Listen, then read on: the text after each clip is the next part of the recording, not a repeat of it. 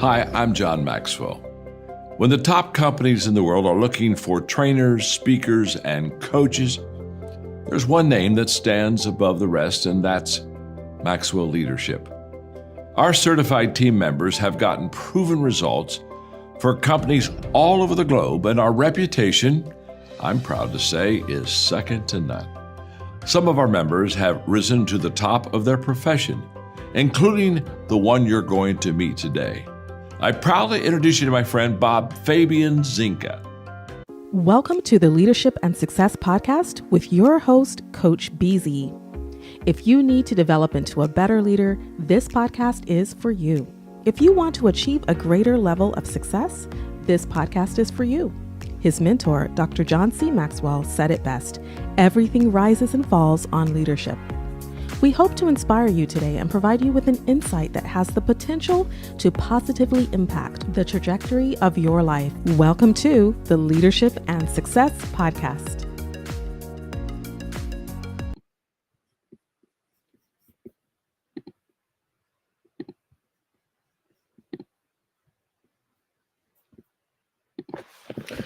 All right. Thank you for being here. This is Busy, and today is Monday, June the 30th. It's the last day of June. I appreciate you being here. And today I'm going to be talking about one of my article, which is which archetype shapes your leadership style. And this one I wrote back on May the 14th, and I'm talking about the 4 archetype of king, warrior, lover, and magician. My mentor, John Maxwell, says that leadership development is a lifetime journey of growing and learning, not a quick trip. And if you stop learning, you stop leading. So I'm going to have my AI agent, Joe and Mary AI, go through and break down. This is going to be about 35 minutes or so. And if you have a question for me, please type it in the comment section. Also, let me know where you are joining us from: city, state, region, country. And also, if this podcast is adding value to you, please tag someone you know who might benefit from this, like and subscribe. And I really do appreciate that. All right, Joe and Mary, you guys are next. Welcome to the Deep Dive. We're here to plunge into some really fascinating topics and pull out the most valuable insights for you, things that help you navigate your world with, well, just more clarity and confidence. Exactly. And today we're really embarking on a profound journey, I think, into leadership. It's a path, where many of us look for those quick fixes, but the truth is, it's about continuous growth, often challenging growth. Mm-hmm. It really is. Like Dr. John C. Maxwell said, leadership development is a lifetime journey, not a quick trip. And if you stop learning, you stop leading.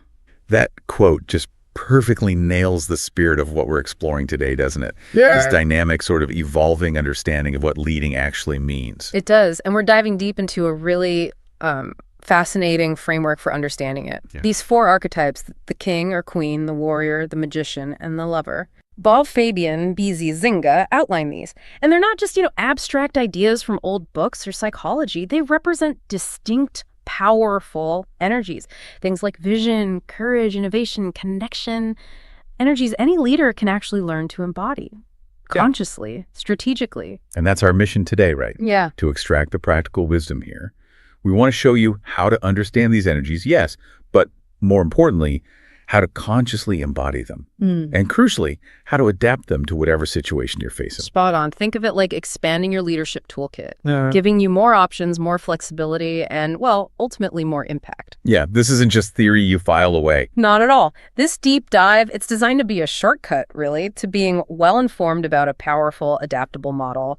We want to help you expand your personal leadership range, foster some real self-awareness, understanding your natural tendencies and where you need to grow, and develop practical skills you can apply like right now.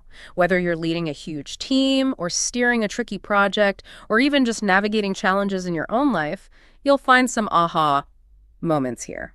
We hope so.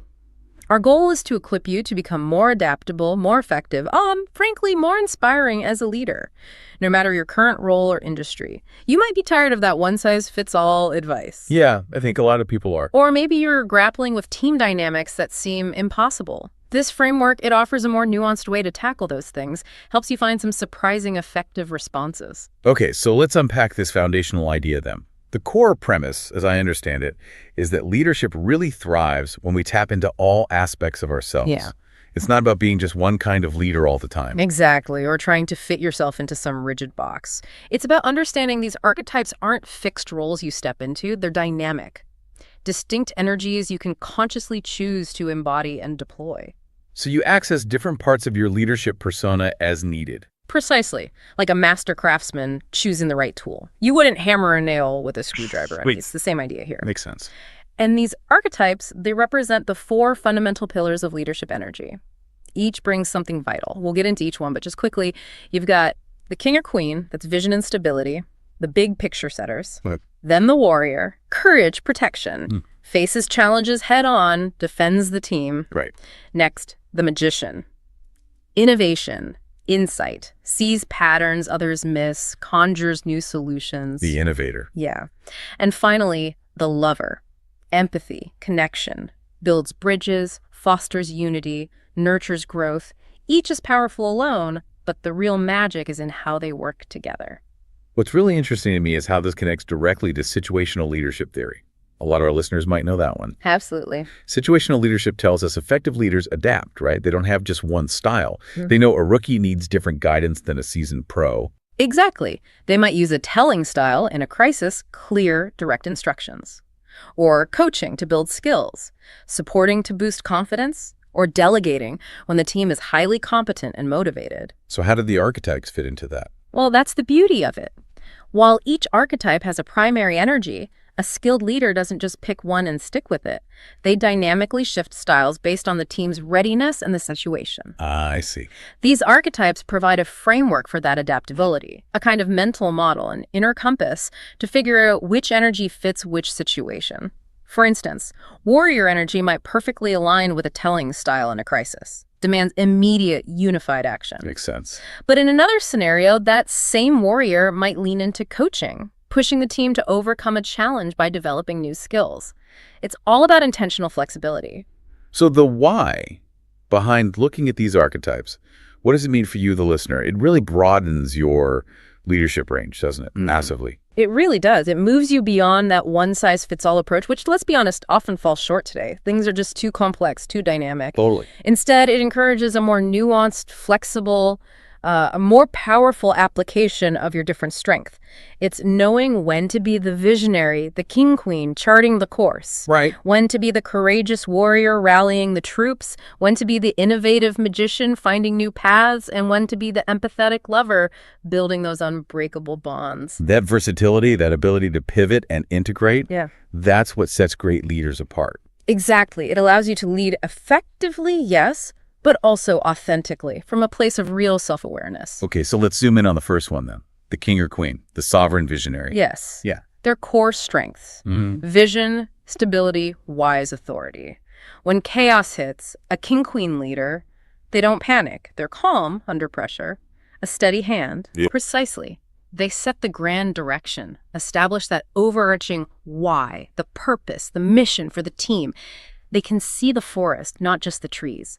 And they provide that crucial sense of purpose, that long-term direction that anchors everyone, especially when the path ahead is murky. And they project this quiet confidence. Yeah, but it's not arrogance. It comes from a deep understanding of where things need to go, that desired future state. And that vision, it often translates into a specific situational leadership style, right? You mentioned supporting or delegating. That's typically how they operate, yes, Yeah. because their role isn't micromanaging. It's clarifying the destination and then empowering experienced, competent teams to execute. So trust is key. Huge. They trust their team's competence, they define the desired outcome, the strategic intent, and then they delegate the how. This empowers people, fosters creativity, accountability. And stops the leader being a bottleneck. Exactly. It's leadership through inspiration and trust, not control. Can you give us a real-world example? Sure. Think about a U.S. Navy admiral navigating uncharted waters. Maybe a critical mission, no clear playbook. Their role isn't telling every ship captain exactly where to turn. Right. Instead, they provide clear strategic intent, the mission objective, the long-term goal, the expectable risks. Then they trust their highly trained captains and crews to adapt tactics on the ground, make real-time calls within that framework. So the admiral sets the destination, the captains navigate the immediate storms. You got it. It's profound delegation and trust. And in the private sector? Think of a CISO, a Chief Information Security Officer. They're responsible for the whole organization's cybersecurity strategy.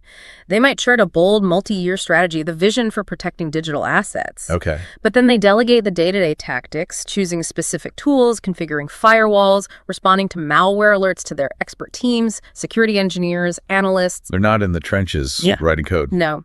They provide the high-level roadmap and trust their specialized forces to execute effectively. They empower them with autonomy within that strategic vision. This approach seems deeply rooted in established leadership wisdom. Like that Maxwell quote, "A leader is one who knows the way, goes the way, and shows the way." Yes, that captures the sovereign perfectly. They aren't just pathfinders who announce the direction.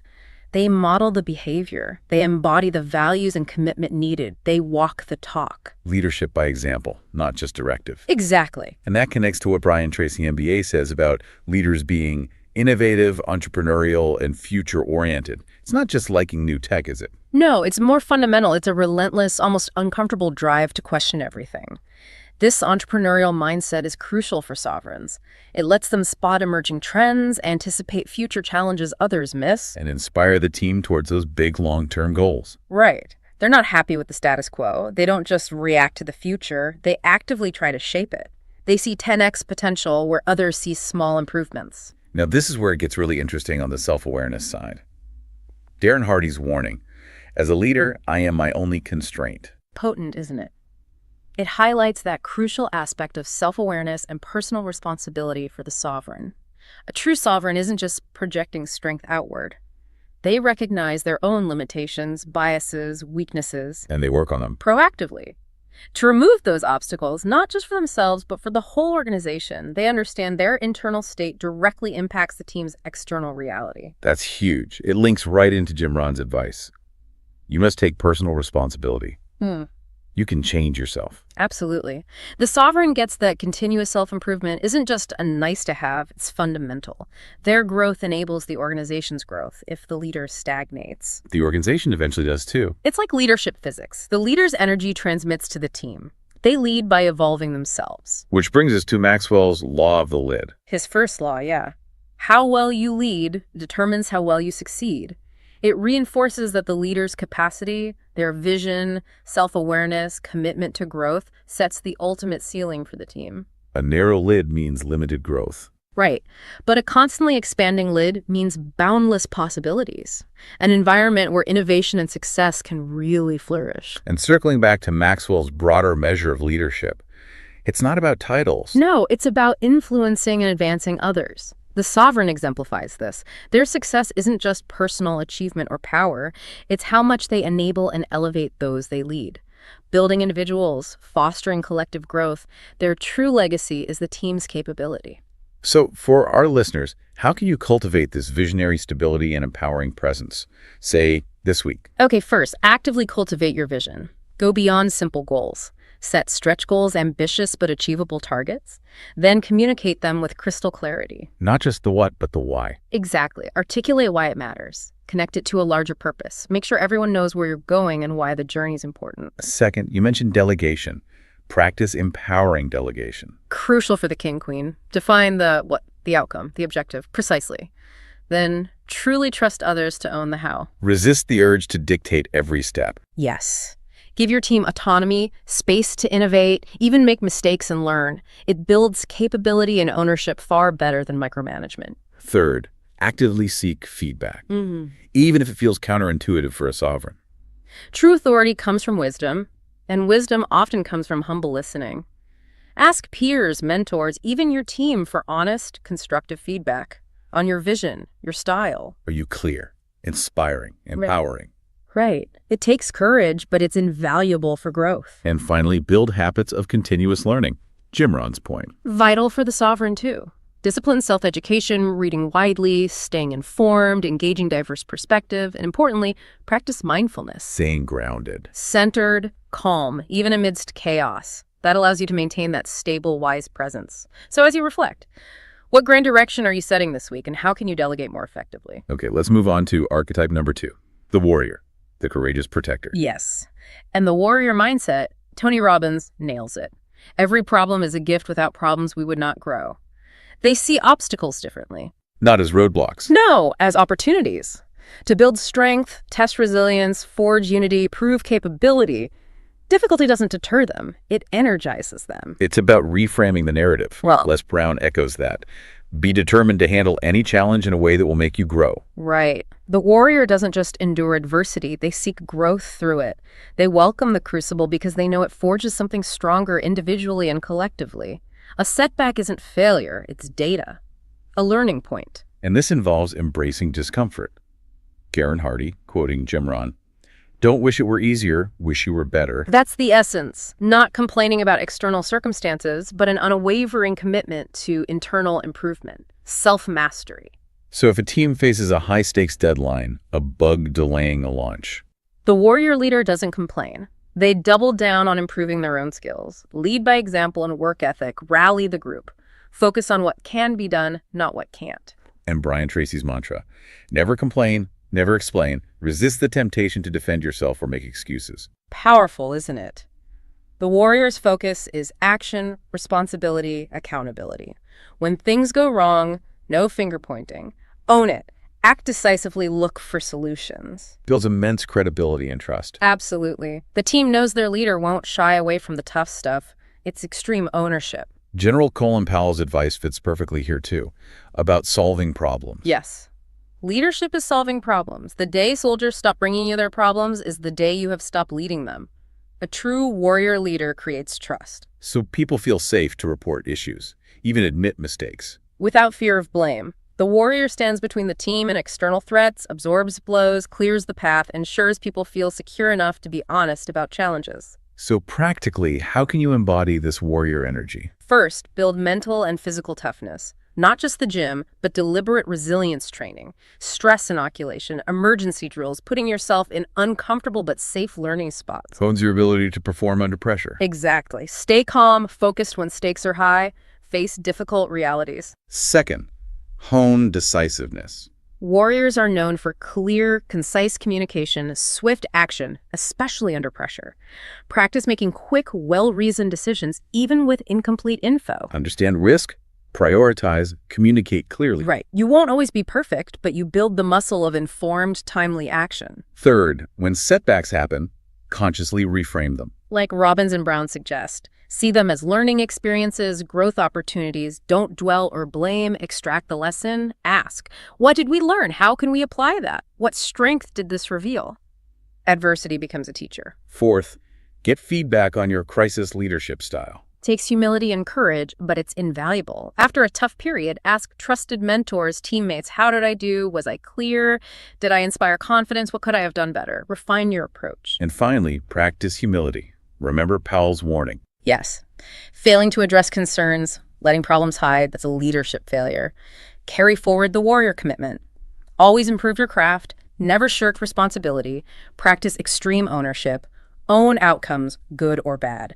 Look for solutions, not excuses. So the question for you is, when do you need the warrior's resilience, problem-solving focus, and extreme ownership this week?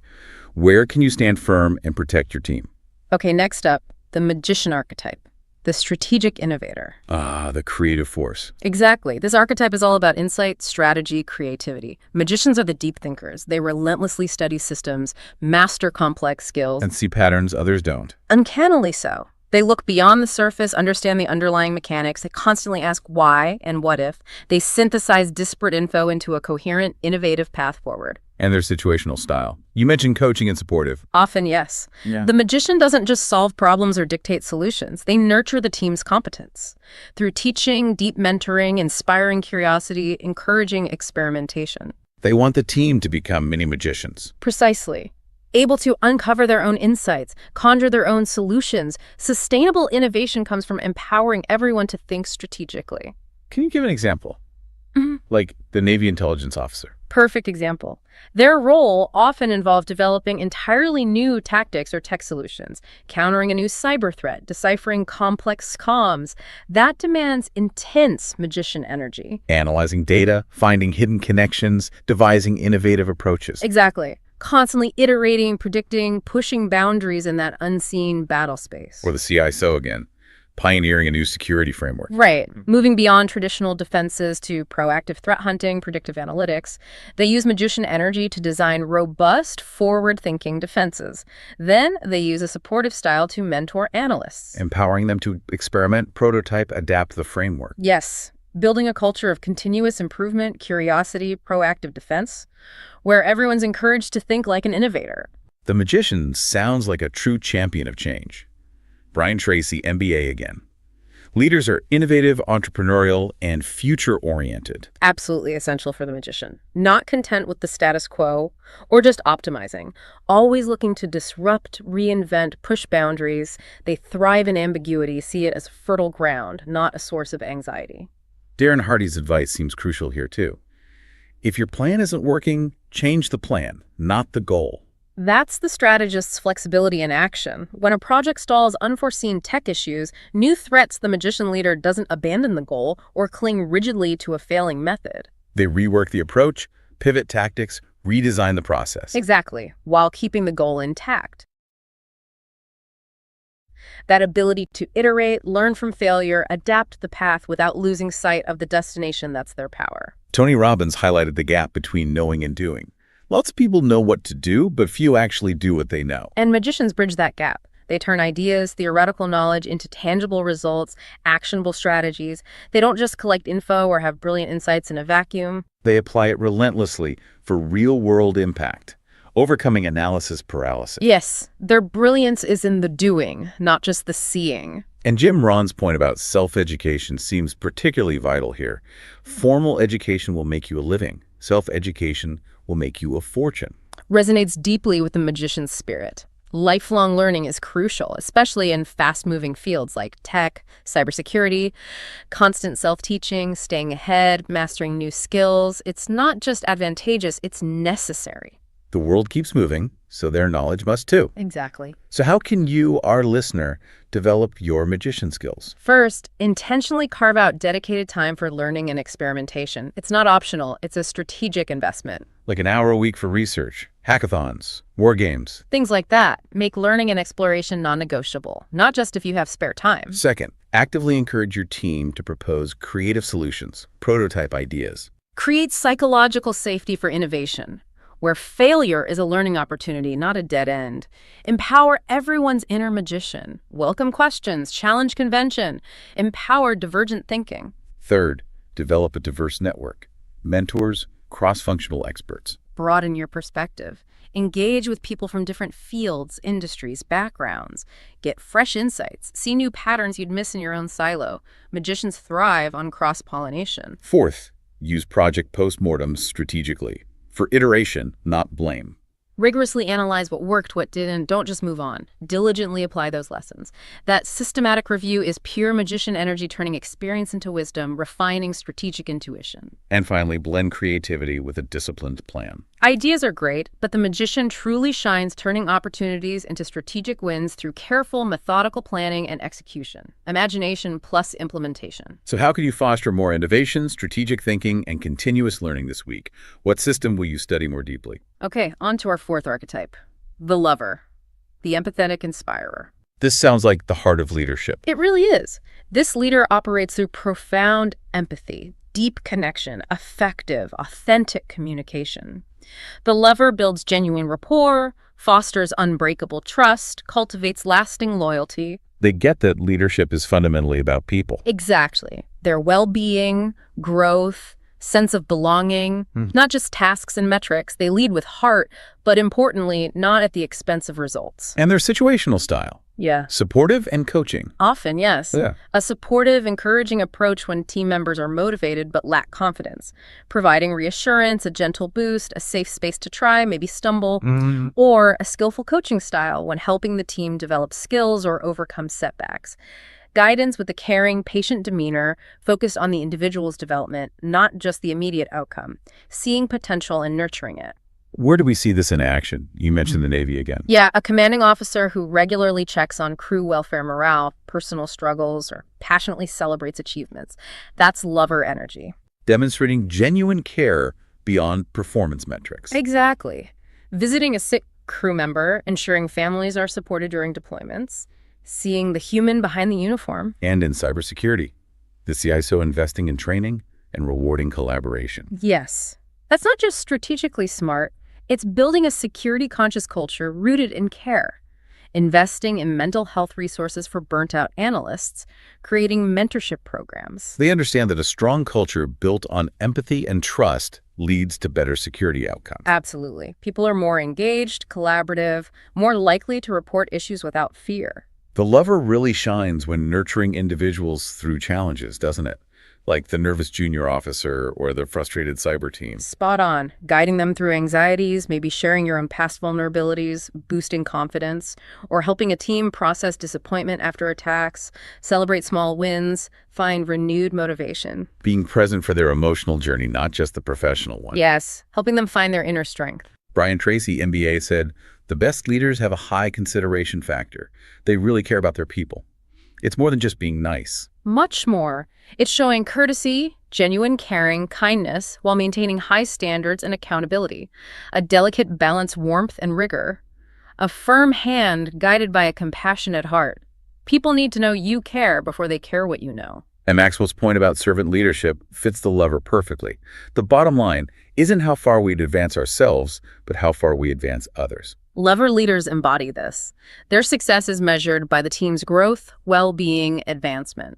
Not their own promotions or power. They lead from service, enabling others to reach their full potential, often putting team needs first. Darren Hardy added that layer. Everyone is learning how to think, act, and react from you. Lead by example. Profoundly true for the lover. By consistently modeling empathy, inclusiveness, integrity, genuine concern, they set the tone. Create an environment where these values are expected, reciprocated, a virtuous cycle of care and respect. And Powell's insight about solving problems, building trust that applies here too. Powerfully. Lover leaders are proactive problem solvers, but people first. Solving interpersonal conflicts, clearing bureaucratic obstacles, ensuring everyone feels valued, heard, understood. They don't just listen passively, they respond. Show concerns matter. The golden rule seems like a guiding principle here. Manage others the way you would like to be managed. Simple, yet profound. Valuing ideas, respecting feelings, communicating transparently, treating people with dignity and fairness. Always. Doing that significantly amplifies loyalty, psychological safety, collaboration. People thrive when they feel genuinely cared for and respected. So how can you cultivate more lover energy? First, hone your emotional intelligence. It's a lifelong practice. Actively listen in every conversation. Seek to understand. Don't just wait to respond. Ask open-ended questions. Tell me more. How does it make you feel? Build profound understanding. Second, consistently show appreciation, not just for big wins. Exactly. Public praise for small wins, acknowledge effort and progress, even small steps. Offer personal encouragement during challenges. Acknowledging effort builds huge morale. Be specific, timely, sincere. Third, build your team with meaningful rituals. Could be regular check-ins that go beyond tasks to explore well-being. Team debriefs focused on collective learning, shared experience, informal social gatherings to foster connection. These shared experiences build bonds beyond work tasks, create community. Fourth, volunteer for mentorship roles. Guiding someone strengthens your empathetic muscles, deepens your understanding of others' journeys. You often learn as much as you teach, builds your capacity to serve and connect. And finally, keep reiterating the golden rule in daily interactions. Valuing people's ideas, feelings, treating them how you'd want to be treated, it amplifies loyalty and collaboration. It's not just feel good, it's a strategic imperative for resilient, high-performing teams. So how can you deepen connections, inspire loyalty, cultivate empathy this week? What small act of care can you extend? Okay, let's bring it all together now. The so what of this deep dive into archetypes. Right. The core message is this. True leadership isn't about fitting one rigid box. It's not being only the king, queen, or only the warrior. It's about dynamic, adaptability, and almost artistic fluidity. Skilled leaders don't just have these energies, they shift between them. Fluidly, based on the situation's demands and, crucially, the team's readiness and needs. That flexibility, that ability to access and deploy different energies at will, that's the ultimate key to impactful, sustainable leadership today. Bob Fabian, BZ Zinga, gives us a powerful call to action here. He does. He challenges you, the listener, to reflect deeply. Which archetype is your natural strength? The one you lean into easily? And maybe more importantly, which one is underdeveloped or less comfortable for you right now? That self-awareness is the first step to growth. Crucial first step. Then remember, situational leadership is all about flexibility. Once you identify an underdeveloped trait, BZ encourages you. Choose just one archetypal trait you want to grow this week. Just one. Just one. Maybe the sovereign's visionary confidence, the warrior's bold resolve, the magician's strategic ingenuity, or the lover's empathetic connection. Then set a small, tangible goal for this week to practice embodying that energy. Right. Don't aim for perfection or a total overhaul. Aim for conscious progress, a single deliberate action. And as you do it, ask yourself, how might consciously embodying this energy, maybe an uncomfortable one, change my impact in a real scenario I'm facing? What new opportunities might it unlock? To really deepen this, let's look at some timeless wisdom from the Think on These Things section of our source material. These ground the archetypes philosophically. Yes, they provide a deeper layer, echoing the essence of adaptive, humble, effective leadership across time and culture. Let's start with Proverbs 27.23. Be sure you know the condition of your flocks. Give careful attention to your herds. Simple advice for a shepherd, but the leadership insight. It's about more than just metrics or KPIs. It's a consistent, personal, attentive understanding of the actual state of your people, your flock. Great leaders tailor their approach by staying closely attuned to their team's needs and conditions. Profound situational awareness and genuine care. So for you listening, how often do you check the health of your team beyond the spreadsheet? Morale, trust, stress? What systems or rhythms can you use to consistently know the condition deeply? Could be dedicated one-on-ones, skip levels, just creating an open-door environment where people feel safe sharing their realities. Being present, discerning, like a good shepherd. Next, Ecclesiastes 3.1. There is a time for everything, and a season for every activity under the heavens, speaks to life's rhythm, the leadership insight. Effective leadership needs discernment and flexibility.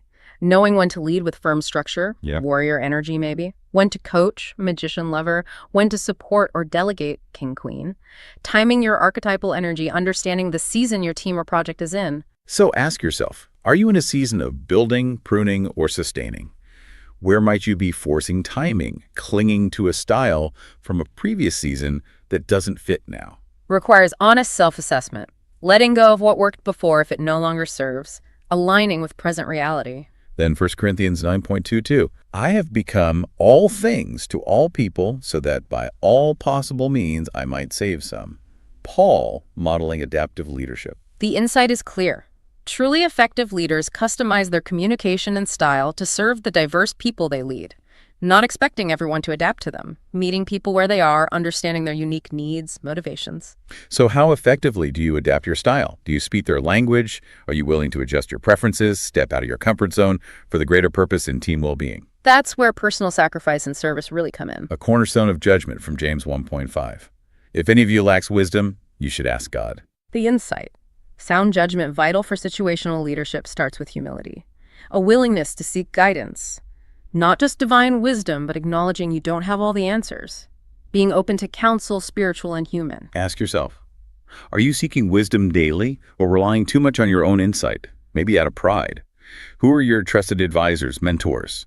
What decision now needs a pause to ask for clarity from a higher power, a mentor, stakeholders? Crucial questions. Now, Philippians 2.3-4. Do nothing out of selfish ambition. Rather, in humility, value others above yourselves.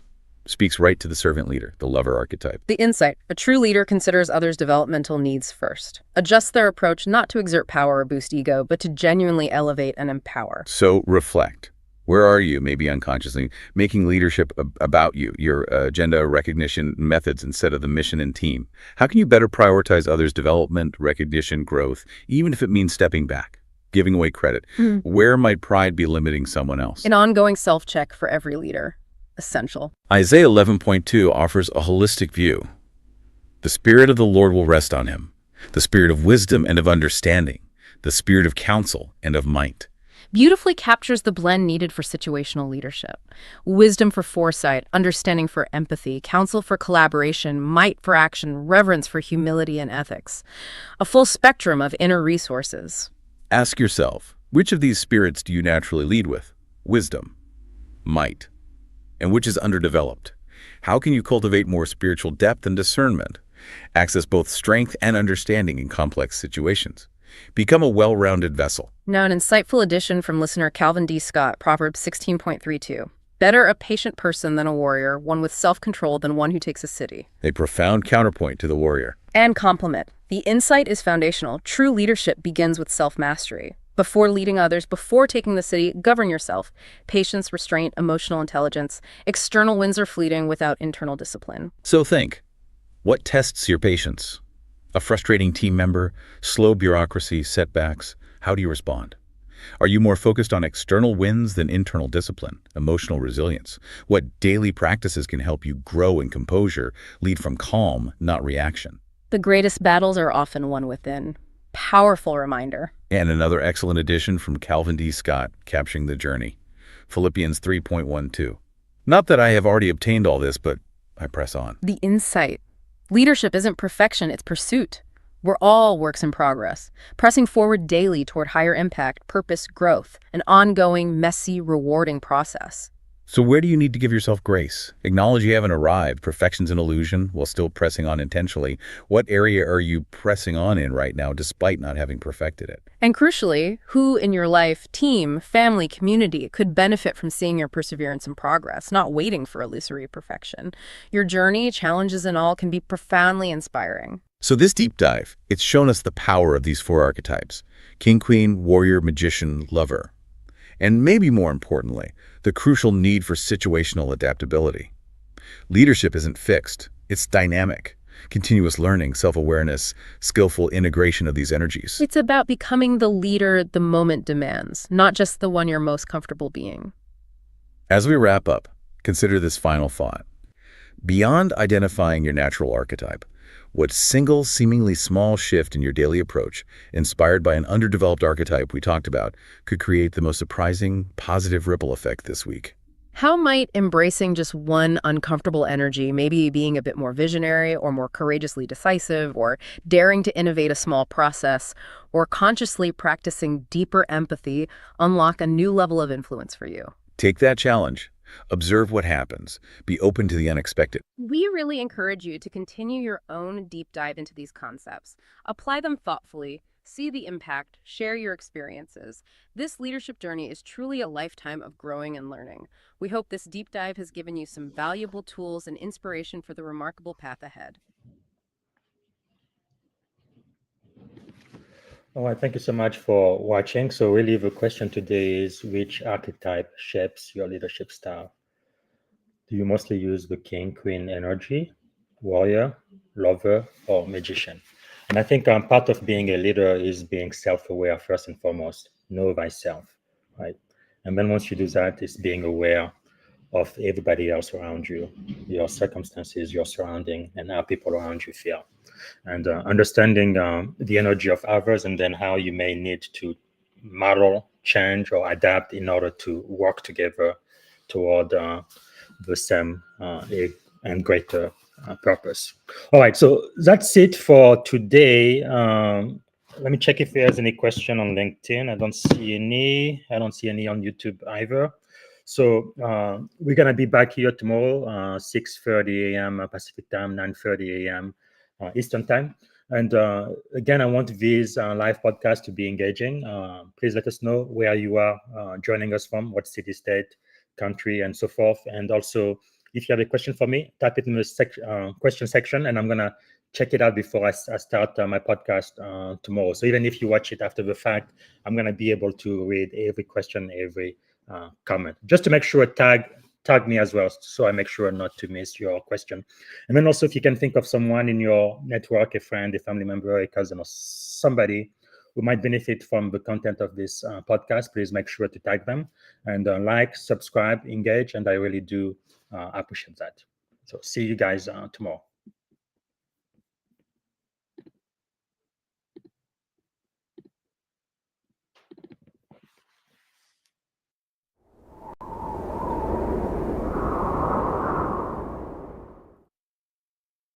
Imagine gaining the leadership skills that could redefine your career. Join Coach BZ on the Leadership and Success podcast, where each episode delivers practical insights from world-class speakers, military leaders, and industry experts. We dive deep into what matters most: building resilient teams, leading through uncertainty, and navigating complexity with clarity and confidence.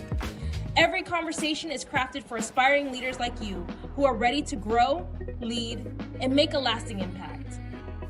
Don't miss our powerful live sessions and recent highlights. Michelle Hayward on building diverse, high-performing technical teams. Ann Leslie on leading through global complexity and cybersecurity risk. Ron Carpenter AI exploring faith, resilience, and AI-powered leadership. Colonel Michelle G.I. Gardner-Ince on commanding influence from the battlefield to the boardroom. Chris Robinson on shifting from drift to drive in life and leadership. And Coach Enrique Acosta Gonzalez on mentorship, legacy, and heart-centered leadership. Ready to level up your leadership journey? Tune in on Spotify, Apple, Audible Podcasts, YouTube Live, and LinkedIn Live. Join the movement toward leadership excellence. Listen now and start transforming your success. Thank you for listening to the Leadership and Success podcast with your host, Coach BZ. If you like what you heard, please subscribe to our channels and come back for more wisdom nuggets on how you may develop into a better leader and achieve greater levels of success. Leadership is the most critical skill. The world will always need leaders to lead others, deploy the next disruptive technology, or execute a business strategy. You may as well decide on counting yourself among the 21st century leaders. See you right here next time on the Leadership and Success podcast with Coach